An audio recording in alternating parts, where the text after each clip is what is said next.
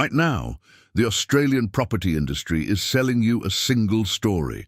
The market is resilient, the fundamentals are strong, and if you just hold long enough, everything comes back. They have been saying that for years, while specific cities have already been under intense rent pressure. The latest public market reporting shows rents have risen sharply since 2020, and vacancy rates in several cities are still very low. New investor selling pressure, rising holding costs, and limited new supply in the right type of housing can all keep rent pressure elevated. One of the cities on this list is almost certainly where you are living right now. Stay with me to the very end, because after we expose every city on this list, I'm going to show you the 3 specific Australian cities where rent is still relatively more manageable, and the owner-occupier pathway still makes more sense for everyday families. Number 1, Townsville, Queensland. Townsville is the opening shock because every viewer knows the name and almost nobody expects it here. This is a single-employer city wearing the mask of a stable regional hub. James Cook University and the Laverack Barracks military base together represent a massive share of the city's reliable employment base, and when defence funding cycles shift or university enrolments contract, the rental demand floor can weaken fast. The tropical North Queensland lifestyle promise delivers affordable coastal living with stable government employment. But the rental reality is harder. Local wages, which are dominated by retail, hospitality and government, can struggle to keep pace if rents reset higher after investor buying or supply tightens further. That is why the pressure here is already building, and the next city shows how trapped investors can quickly turn into trapped tenants. Number 2, Ballina and the Northern Rivers, New South Wales. Ballina is not just a post-pandemic correction story anymore. It is now a rental strain story. The investors who bought at peak prices are often reluctant to sell at a loss, so they stay in the market and try to push rents higher to cover holding costs. At the same time, higher insurance costs in flood-exposed parts of the Northern Rivers can get passed directly into rents. The Byron Bay hinterland lifestyle promise delivers a creative, community-focused alternative to city living. But the rental reality is a market where tenants can end up paying for both investor stress and higher risk costs at the same time. That is why the pressure can remain stubborn even when headline prices look softer. The data already shows the market is structurally strained, and Adelaide proves this is not just a fringe problem. Number 3, Adelaide, South Australia. Adelaide has delivered strong property price growth in recent years, and that has helped push rents higher as well. Investors rushed in chasing capital growth, while wage growth did not fully keep pace. That created a market where renters have felt the squeeze much more strongly than many people expected.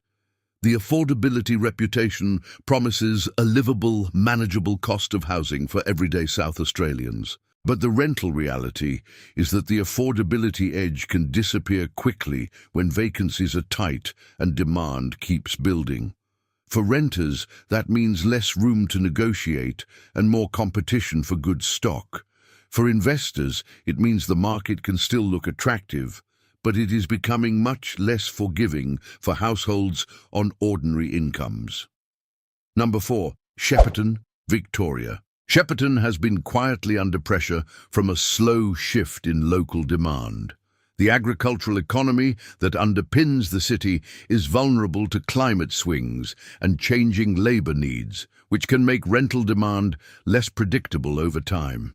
If population growth slows or local employment weakens, the rental market can become harder to support. The regional Victoria lifestyle promise delivers space, community, and affordability for working families. But the rental reality is a market where the local economy has to keep working hard just to maintain demand. Once households start moving away or delaying decisions, the pressure shows up in rent negotiation and vacancy behaviour. That is the pattern investors need to watch, because once it begins, it often unfolds gradually before it becomes obvious. Number 5. Hervey Bay, Queensland. Hervey Bay built much of its property identity around retirees who wanted a coastal lifestyle and a manageable cost of living.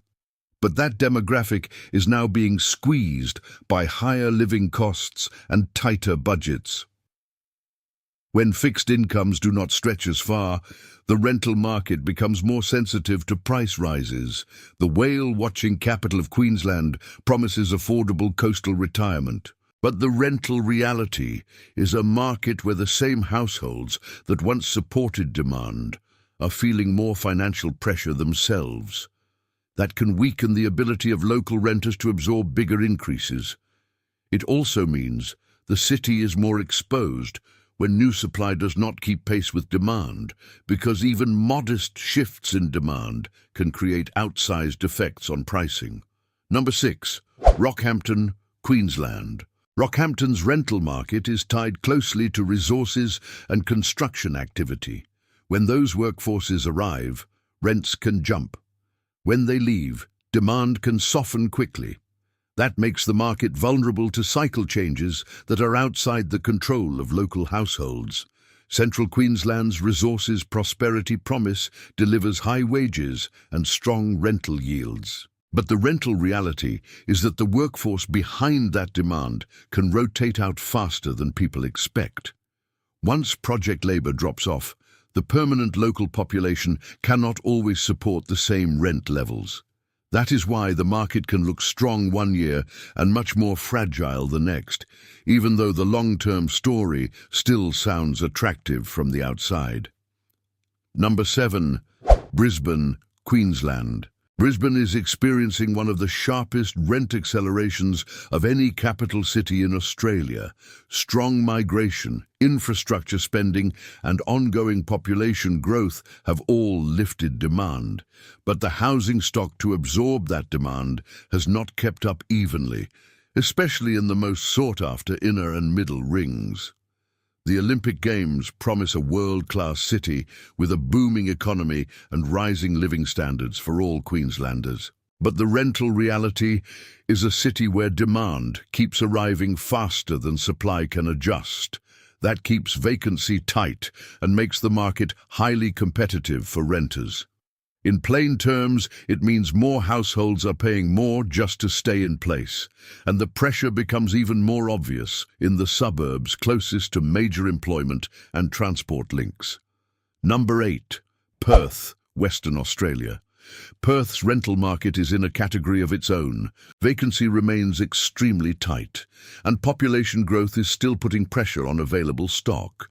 With limited supply in many areas, rents can move sharply when demand rises even a little.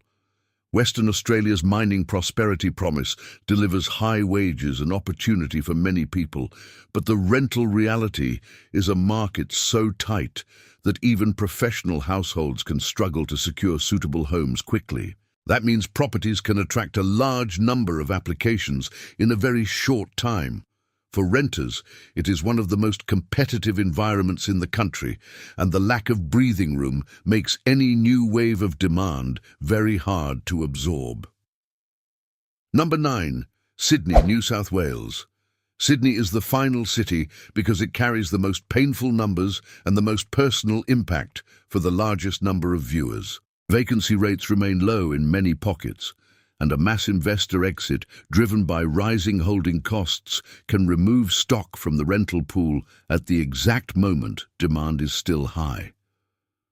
When that happens, the market becomes even harder for ordinary households to navigate. The government's build-to-rent story sounds polished because it is designed to sound polished.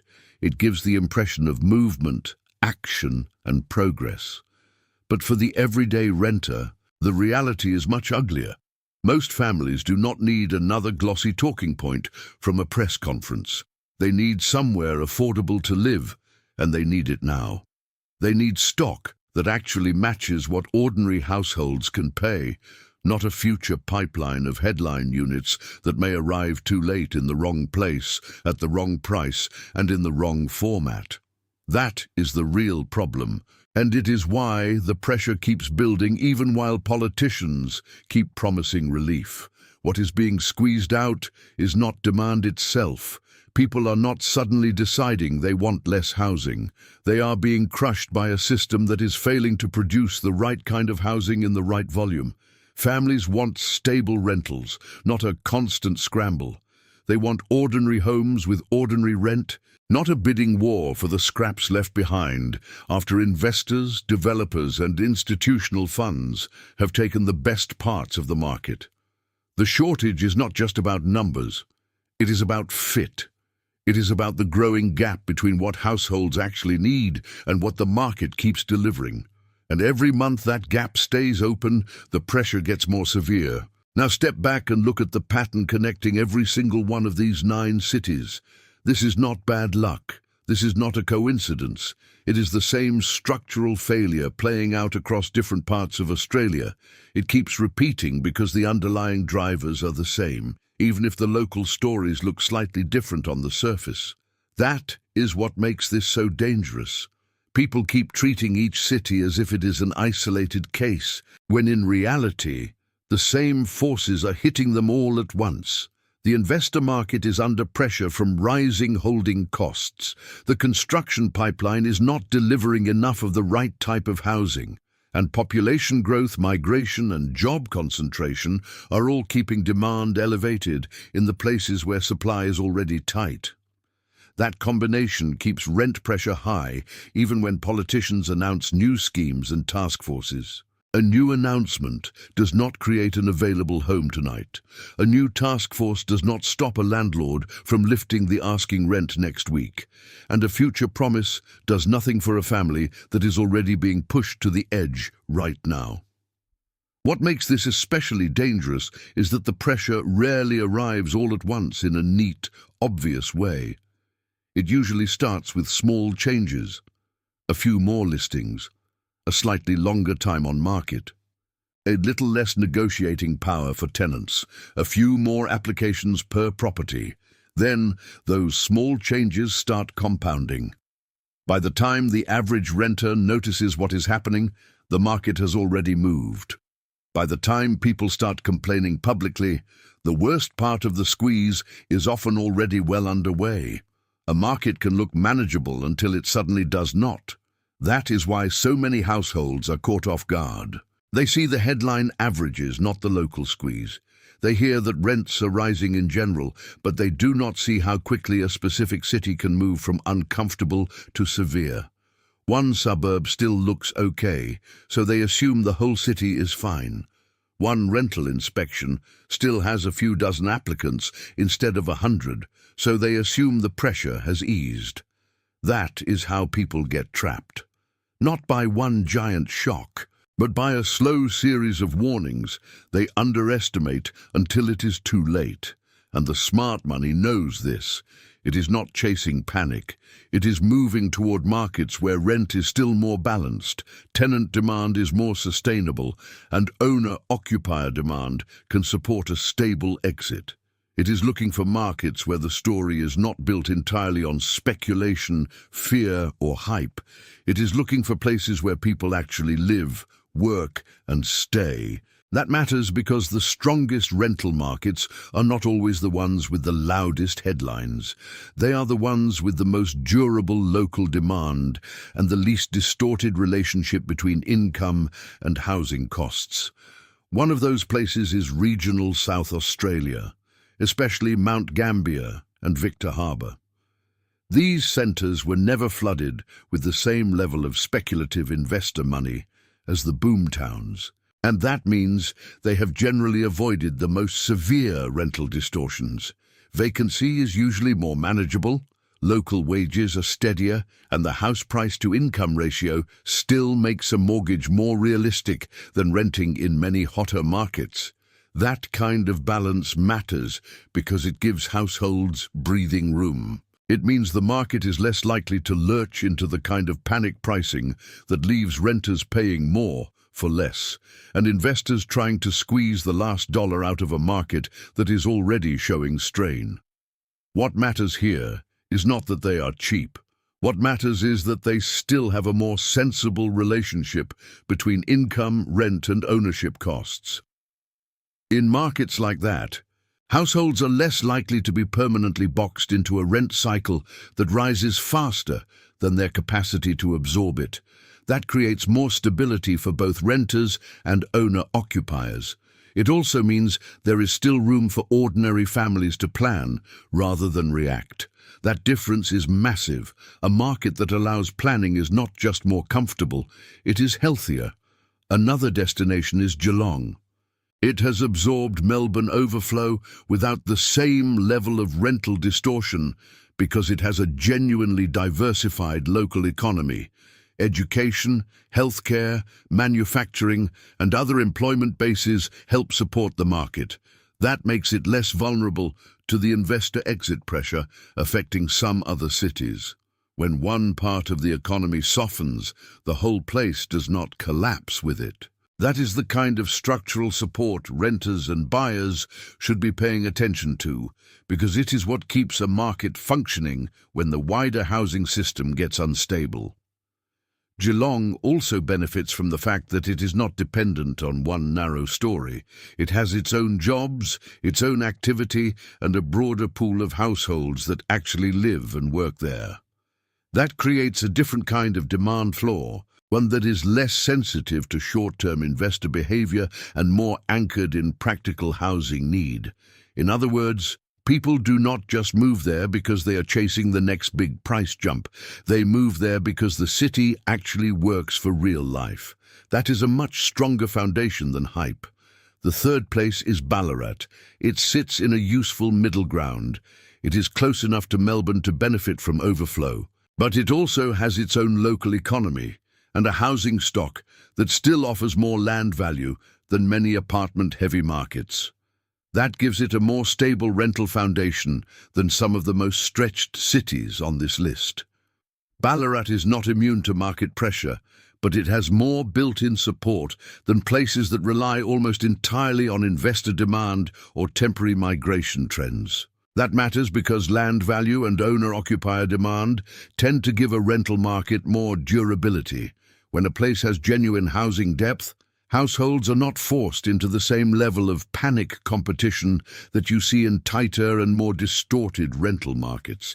That does not make Ballarat immune, but it does make it more stable than some of the most stretched cities on this list. It means the market has more ways to absorb pressure before it tips over. That is exactly what a lot of overheated cities are missing right now. And this is where the bigger lesson matters. The Australian rental market is no longer a system designed to feel easy. It is a fractured, highly localized landscape where renting in the wrong city in 2026 can quietly drain a household's financial breathing room for years. People think the damage only happens when rent jumps all at once. In reality, the damage also happens when rent rises just enough, year after year, to swallow savings, delay life plans, and leave no margin for emergencies. The headlines will keep telling you the government is fixing it. The real estate industry will keep telling you it is a great time to invest. But the market is telling a different story. The market is telling you that supply is still too thin, that the wrong stock is still being built, and that ordinary families are still being asked to absorb the cost of a system that is not working for them. Do not listen to the headline. Read the math. If this video showed you what the property industry is trying to keep quiet, tap the like button so we can get this information in front of more Australian renters before they sign their next lease. Hit subscribe and turn on notifications because the rental market is shifting fast, and we are going to keep tracking where the pressure is building and where you can still get ahead. Tell me below, what city are you renting in right now, and what percentage of your income is going to rent? Because the numbers you share in the comments help everyone else understand the real scale of what is happening on the ground. Disclaimer. This video presents commentary based on publicly discussed market themes, rental pressure, and property conditions as interpreted in mid-2026.